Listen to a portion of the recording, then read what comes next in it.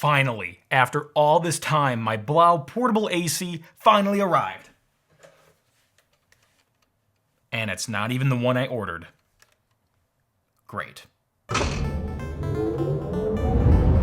Hey guys, how are you all doing? Really? That's just great. You know, I'm doing pretty great today too. If you're new here, welcome. My name is Krazy Ken, and I've been following a company named Strong Current Enterprises Limited for the past couple of months. Ever since these air conditioner ads caught my attention, I've been keeping an eye on these guys.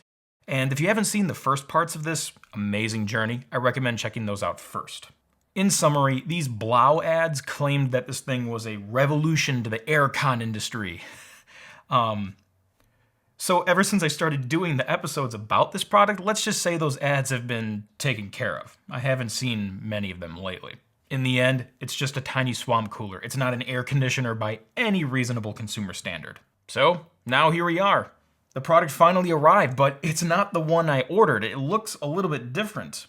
I can't really complain though, because I think it actually looks a little bit better than the one I thought I ordered. But we'll take a look at that more soon. And we'll also see, hey, is it worth the near $100 they charge for it?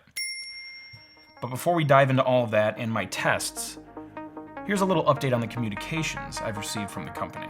To start, Paula reached back out to me and said I have turned them into avid followers of my vlog. Ah, shucks, you flatter me.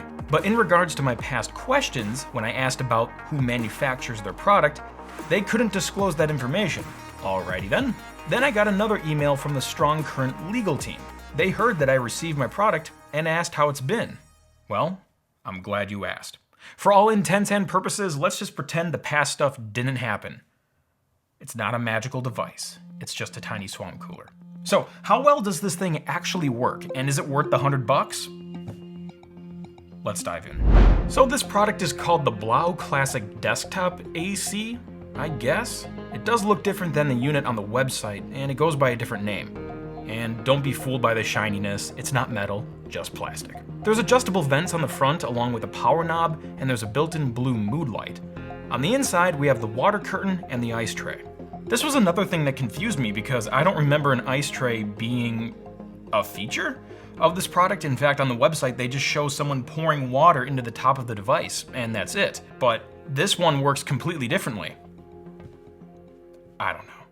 For this particular model, according to the instructions, you have to soak the water curtain in water and freeze the filled ice tray. At least you get 2 ice trays, so you can freeze the second one while the first one is in use. I found this to be kind of cumbersome because now you have to transport wet things and dripping things in and out of the unit, and it's just not very convenient, especially if you have it on like a wooden desk that you're working on and now you're gonna drip water all over it. I don't know. Kind of a bad design, but you get what you pay for, I guess? No, actually you don't. You don't. When you pay almost $100, you should have something that's better and less cumbersome than that. Oh, somebody help me. Inside, there's a small fan, which, let's be real guys, this doesn't look like it'll be able to push much air. But one thing I couldn't find, no matter how hard I looked in this thing, was a pump. Now, I'm not sure if the original one I ordered was supposed to have a pump anyway, and I can't confirm anything about that because they didn't send me that one. But my bigger swamp cooler has a pump in it, which will take water from the tank, drip it over the water curtain, and that's how the water drips down and evaporates. Like, it's an evaporative cooler, that's what they're supposed to do. But if there's no pump in here, how does the water, when it gets down in the tank, go back up to the water curtain and drip down and evaporate and cool? Like, if there's no pump in there, I don't really understand how it's an effective air cooler at all. Well, when I tested it out, it all made sense. It really isn't effective whatsoever. So, I ran it through some tests. Let's see how well it did. So I hijacked, borrowed somebody's room for the test site. It's a 12 by 13 room with an 8-foot ceiling. Now keep in mind, I was originally gonna test this thing with summer conditions, but because it took so long to arrive, summer is over. So I had to artificially simulate a hot environment. I did the best I could. I cranked the electric baseboard heater to 80 degrees, the highest it would go, and I monitored the temperature. According to my thermometer, the room temperature maxed out at 82 degrees Fahrenheit. But before I could test the Blaux, I needed a control. So I let the room cool and I timed the temperature decrease. 8 minutes in and the room felt about the same, and the thermometer read the same temperature. 32 minutes in, the room definitely felt cooler to me and the thermometer read 80. 64 minutes in, the room didn't feel any cooler and the thermometer still read 80, so I imagined this is where it's tapering off. So in short, we could say the room cooled about 2 degrees in 1 hour naturally without this thing running. But now we're going to turn this thing on and see how well it cools the room. After reheating the room to 82 degrees, I placed the Blaux on the opposite end of the room, which is furthest away from the thermometer, just to test the room temperature as best as I could. I inserted the soaked water curtain and ice tray, then I cranked it to full power and waited. Now the box says rapid cooling in just 30 seconds. So that's why I kind of just arbitrarily chose 8 minutes as my first checkpoint. But honestly, while I was running this, I didn't feel anything different 8 minutes in. In fact, as I kept going through the checkpoints, the thermometer read the same temperatures as it did in the control when I just let the room cool naturally by itself. So, in effect, this wasn't doing anything to cool the room. I placed my hand in front of the unit and the air felt a few degrees cooler than the room temperature, but when I held my hand about 3 feet away, I couldn't feel the breeze at all. But honestly, what else do you expect from a tiny ass fan? I mean, this fan's smaller than some fans I see in computers. It's not going to push much air, especially at the speed it's running at. It's not that loud, which is kind of nice, but that also means it's not really spinning that fast. About 64 minutes in, I noticed no difference. Again, it was the same as the control, and the ice had already completely melted on the inside. So I imagined it's not going to do much more cooling than it already has done. And I felt nothing different. You know, I set really low expectations for this thing, and frankly, I'm still disappointed. It's worse than I thought. So now let's simulate an environment where you use it closer to your body. We're not going to try to cool a whole room. We're just going to try to cool a little bit of space in front of you. Maybe if you use it on a desk or something. So I didn't change anything for this next experiment.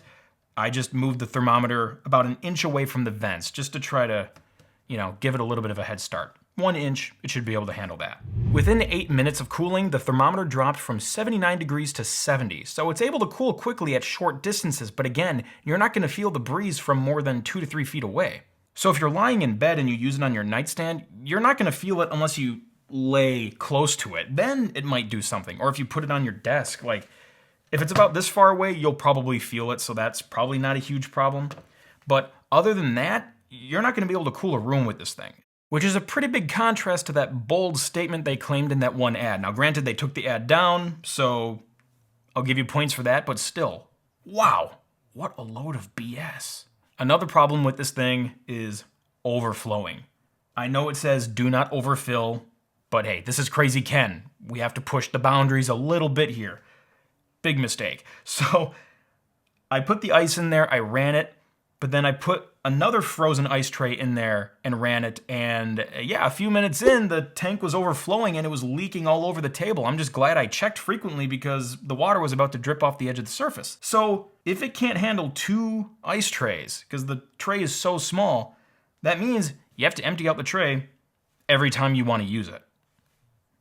Kind of silly. So aside from waiting 2 months to receive it, and by the time I did receive it, it was the wrong one, is it worth it? No, of course not. Yes, it can cool the air a little bit, but past about 3 feet, you're not going to feel much, and it's definitely not going to cool a room. Plus, the ice melts every hour, so you have to refill and refreeze the thing every hour, and if you do it wrong, it's going to overflow and leak, and it's just kind of cumbersome to have to do that every hour just to get a slight cool breeze. So, is it worth that $89 plus tax? No way. And that's with the so-called discount. It's actually valued at $135. Yeah. This thing is valued at $135. Makes no sense. And the 4-pack is valued at $553. You can get almost 2 full-size window units, 10,000 BTU window air conditioners for that price. There's no way these things are worth that much. That's really fishy. That's it. What else can I say? Just be wary of buying stuff online. Don't overpay for this stuff. Be cautious of fake reviews and fake ads. Just think twice before you buy. And I'm not saying dismiss everything. There's some good legitimate stuff out there. Just think a little bit more before you press that buy button. And also, I encourage you to stick around because the Computer Clan is going to be cranking out some more good tech stuff in the coming weeks, as we always do. New tech, vintage tech, and of course, knockoff tech. Yeah, I bought this watch. It's just called Watch, I guess. It's an Apple Watch knockoff, and I cannot wait to see how well that works. So anyway, make sure you're subscribed so you don't miss any of that awesome stuff. And if you'd like to support the channel, plus get some awesome perks, feel free to check out our Patreon with the link in the description. And if you'd like, go ahead and pledge. Thank you for your support. If you like this episode, you know what to do. Thanks for sticking with me. Catch the crazy and pass it on.